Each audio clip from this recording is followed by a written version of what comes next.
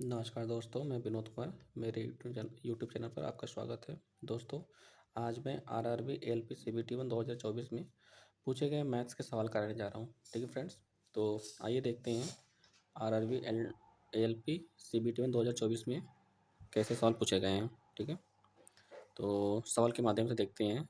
हमारा पहला सवाल क्या है, चक्रवृद्धि ब्याज पर पूछा गया है। ठीक है, जैसा कि हमने अपने पिछले चक्रवृद्धि ब्याज वाले लेक्चर में देख रखा है, इस टाइप का सवाल कर रखा था। तो देखते हैं सवाल क्या है। 11,000 रुपये पर 2 वर्ष में 4% वार्षिक ब्याज की दर पर वार्षिक रूप से संयोजित चक्रवृद्धि ब्याज ज्ञात करना है। ठीक है, तो बहुत ही आसान सवाल है। जैसा कि हमने देख रखा था, 2 वर्षों के लिए समतुल्य चक्रवृद्धि ब्याज दर क्या होता है, x plus y plus x y अपन 100। ठीक है, और यहाँ पे हमारा कितना दिया रखा है, दर कितना देगा, 4% वार्षिक। ठीक है, तो क्या हो जाएगा, 4 + 4 + 4 गुणे 4/100। ठीक है, तो इसको हम सॉल्व कर लेते हैं। 4 + 4 कितना, 8 हो जाएगा, प्लस ये कितना हो जाएगा, 4 × 4 = 16/100 मतलब 10.16। ठीक है, तो टोटल कितना हो जाएगा, 8.16%। यानी 2 वर्ष के लिए हमारा समतुल्य चक्रवृद्धि ब्याज दर कितना हो गया, 8.16%। ठीक है, तो जो हमारा मूलधन दिया है, ठीक है, उसका हम क्या करते हैं, 8.16% निकालेंगे तो हमें क्या मिल जाएगा, 2 वर्षों के लिए चक्रवृद्धि ब्याज। ठीक है, तो चक्रवृद्धि ब्याज क्या हो जाएगा, 11,000 मतलब मूलधन का 8.16%। ठीक है, तो 11,000 गुणे 8.16%। ठीक है, तो हम देख रहे हैं 2 जीरो से कट जाएगा, 110 गुणे 8.16। ठीक है, 110 को हम क्या ले सकते हैं, 11 × 10 × 8.16। ये मतलब हम कैलकुलेशन को देख रहे हैं कैसे हम फास्ट वे में कर सकते हैं। ठीक है, अब 10 का गुणा इसमें हम करेंगे तो हमारे दशमलव जो हमारा 8.16 कितना हो जाएगा, 81.6 हो जाएगा। तो 11 गुणे 81.6, इसका हम गुणा कर लेते हैं। 11 × 6 = 66, 11 × 1 = 11 × 6 = 17।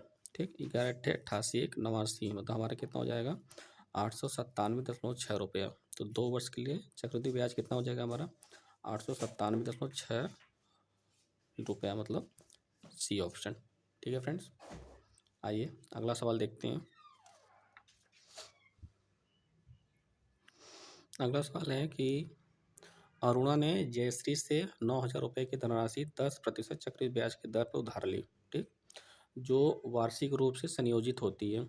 सभी बकाया चुकाने के लिए अरुणा द्वारा 2 वर्ष बाद भुगतान की गई कुल धनराशि ज्ञात करें। ठीक है, तो ये भी उसी तरह का सवाल है, बस इसमें चक्रवृद्धि ब्याज पूछा था और इसमें हमें कुल धनराशि मतलब मूलधन प्लस चक्रवृद्धि ब्याज मिला के कितना होगा वो पूछ रहा है। तो सबसे पहले हम क्या करते हैं, 2 वर्षों के लिए चक्रवृद्धि ब्याज समतुल्य चक्रवृद्धि ब्याज दर कितना हो जाएगा, जो हमारा ट्रिक था, x plus y plus x y अपन 100। ठीक है, इसी फॉर्मूले में हम अपना रख देंगे, क्योंकि हमें दर कितना दे रखा है, 10% दे रखा है वार्षिक। ठीक है, तो क्या हो जाएगा, 10 + 10 + 10 × 10/100। ठीक है, तो 10 और 10 कितना हो जाएगा, 20, और 10 था हमें 100/100 मतलब 1, तो 20 और 1 21%। ठीक है, तो 2 वर्षों के लिए हमारा समतुल्य दर कितना मिल गया, 21%। ठीक है, तो अब 2 वर्षों के लिए 9,000 रुपये पे चक्रवृद्धि ब्याज कितना हो जाएगा, तो उसको हम कैसे निकालेंगे, 9,000 गुणे 21/100। तो 2 जीरो हमारा 2 जीरो से कट जाएगा, बचा क्या, 90 गुणे 21 कितना हो जाएगा, ये जीरो यहाँ आ जाएगा, फिर 9 × 9 = 9 × 2 = 18, मतलब 1,890 रुपये हमारे क्या मिलेगा। 2 वर्ष के लिए 9,000 रुपये पे चक्रवृद्धि ब्याज है। हमसे पूछ क्या रहा है कि उसने जो धनराशि उधार ली थी वो तो वापस करेगा, उसमें कुछ चक्रवृद्धि ब्याज लगेगा, मतलब मूलधन, उसमें 2 वर्ष बाद भुगतान की गई कुल धनराशि मतलब मूलधन प्लस ब्याज कितना होगा वो बताना है। ठीक है, तो 2 वर्ष बाद भुगतान की गई कुल धनराशि क्या होगा, मूलधन प्लस चक्रवृद्धि ब्याज। तो मूलधन हमारा क्या दे रखा था, 9,000 रुपये, और चक्रवृद्धि ब्याज हमने कितना निकाल लिया, 1,890। तो 9,000 + 1,890 दोनों को जोड़ेंगे कितना हो जाएगा हमारा, 10,890 रुपये। ठीक है, तो हमारा कौन सा आंसर हो जाएगा, थर्ड ऑप्शन। ठीक है, ठीक है फ्रेंड्स, आइए अगला सवाल देखते हैं। अगला सवाल हमारा क्या है, गुना वाला सवाल है। ठीक है, जैसा हमने देख रखा था अपने पिछले चक्रवृद्धि ब्याज वाले लेक्चर में भी ऐसे सवाल कराए हैं। तो देखते हैं क्या सवाल है।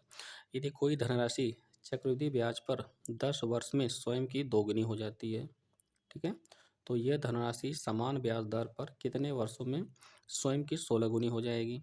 तो 2 गुना मतलब इसको हम क्या लिख सकते हैं 2 की पावर 1, ठीक है। ये कितने साल में हो रहा है 10 साल में या 10 वर्ष में। तो अब पूछ रहा है कि उसी दर से 16 गुनी कितने साल में हो जाएगी। तो 16 गुना मतलब 2 की पावर 4, ठीक है। यहाँ जो 2 के पावर में होता है उसी का दिए गए समय में गुणा कर लेते हैं, तो हमारा वो टोटल समय मिल जाता है। तो 2 की पावर 4 है तो क्या हो जाएगा, दिया गया समय कितना 10 वर्ष था, तो 10 गुणे 4 मतलब 40 वर्ष, ठीक है। तो वह धनराशि 16 गुनी कितने वर्ष में हो जाएगी 40 वर्ष में, ठीक है। तो हमारा आंसर कौन सा हो जाएगा, 4th ऑप्शन, ठीक। इसी टाइप का एक और सवाल देखते हैं। ये सारे के सारे सवाल सब LPCBT 2024 में पूछा गया है, ठीक है। आइए, यदि ब्याज वार्षिक रूप से संयोजित होता है तो चक्रवृद्धि ब्याज एक निश्चित दर पर कोई धनराशि 12 वर्षों में स्वयं की 2 गुनी हो जाती है, तो कितने वर्षों में स्वयं की 8 गुनी हो जाएगी, ठीक है। तो जैसे कि प्रश्न में दिया गया है 2 गुना कितने समय में हो रहा है 12 वर्ष में, ठीक है। और हमसे पूछ रहा है कि 8 गुना कितने वर्ष में हो जाएगा। तो जैसा हमने पिछला सवाल देखा था बस वैसे ही है कि 2 गुना मतलब 2 की पावर 1 कितने साल में हो रहा है 12 वर्ष में, ठीक है। तो 8 गुना मतलब 2 की पावर 3, ठीक है। ये जो 3 होता है 2 की पावर में जो होता है उसी का हम दिए गए समय में गुणा कर लेते हैं, ठीक है। तो हमारा वो कितने साल में 8 गुना होगा वो निकल जाता है। तो क्या हो जाएगा, यहाँ पे 12 दिया था और यहाँ 2 की पावर 3 है, मतलब 12 गुणे 3 कितना हो जाएगा, 12 3 36, ठीक है। तो वो धनराशि कितने साल में 8 गुना हो जाएगी 36 साल में, 36 वर्ष में। तो हमारा आंसर कौन सा है, सी ऑप्शन, ठीक। आइए कुछ दूसरे टाइप का सवाल देखता हूँ। जैसा कि मैंने अपने पिछले 1-2 लेक्चर में इसके बारे में डिस्कस किए थे, ठीक है। तो देखते हैं, अनिल अपनी आय का 40% किराए पर और शेष आय का 40% दवाओं पर खर्च करता है। यदि वह हर महीने 7200 रुपये बचाता है तो उसकी मासिक आय कितना है, ठीक है। तो इस टाइप के सवाल में जैसे उसने क्या कि अपनी आय का 40% किराए पर खर्च किया, ठीक। तो बचेगा कितना 60, ठीक।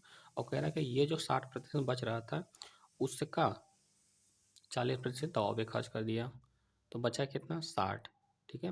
तो इस तरह के सवाल में क्या करते हैं कि माना कि जो भी व्यक्ति हो, जैसे यहाँ अनिल है तो अनिल की कुल आय कितनी है ₹1 है। अब जैसे जैसे प्रश्न कह रहा है वैसे वैसे करते जाइए। यक्स गुणे उसने 40% अपनी आय का 40% किराए पे खर्च कर दिया, तो बचा कितना 60%। तो यक्स गुणे 60/100, ठीक। अब ये उसकी मतलब कि इतनी बची थी। अब इसका फिर से क्या करा 40% दवाओं पे खर्च करता है, तो बचा कितना 60%, ठीक है। तो क्या हो जाएगा फिर से गुणे 60/100, ठीक। अब इसको हम सॉल्व कर लेते हैं। 1 0 मतलब 2 0 इसे कट जाएगा, फिर 6 कम 6 और 6 कम 6 6 दूना 12 और 2 0 मतलब 1200 मिल जाएगा, ठीक है। फिर हम 6 कम 6 करते हैं और 6 दूना 12 यानी 200, ठीक है। तो हमारा क्या हो जाएगा यक्स बराबर 200 और ये जो हमारा 100 है उसमें गुणा हो जाएगा, तो 200 गुणे 100 कितना हो जाएगा 20,000 रुपये, ठीक है।